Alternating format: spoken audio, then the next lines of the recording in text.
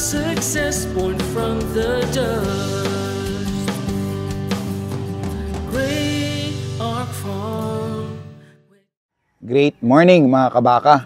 Arnel Corpus po mula po dito sa Great Ark Farm. Bumabati po sa inyo ng isang magandang araw. So ngayong umaga mga kabaka ay i-discuss po namin sa inyo kung ano po ba yung ating mga bantayan or ano po ba yung mga post-calving care na dapat po nating bantayan sa ating mga baka. Number 1 po dyan mga kabaka is yung monitoring po ng ating cow.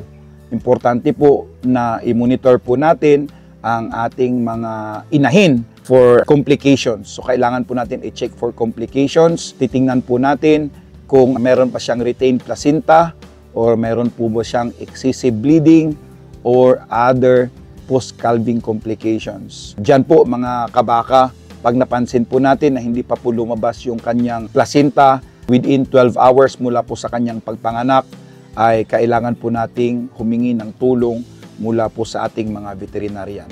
At kasama po dyan yung nutrition and hydration. So kailangan po mag-provide po tayo ng fresh water para po sa inahing baka at saka magbigay po tayo ng high quality feed para po mas mabilis ang recovery po ng ating mga inahin. And of course, pagdating naman po sa monitoring of the calf, kailangan po natin dyan yung health check. So i-ensure po natin na active po yung ating mga bagong panganak, nursing well, nagdididi po ng maayos, at saka free from congenital defects.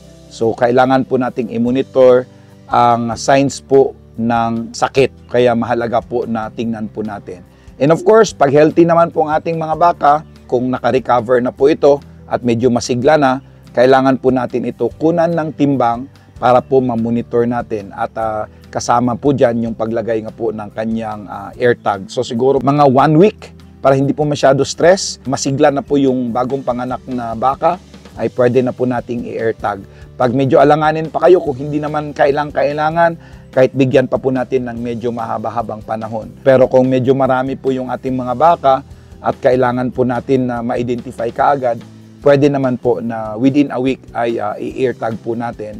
Pero mas maganda po kung medyo tagal-tagalan natin ng konti. Tandaan lang po natin kung sino ang nanay at kung sino ang anak. At ang pangatlo nga po dyan ay yung record keeping.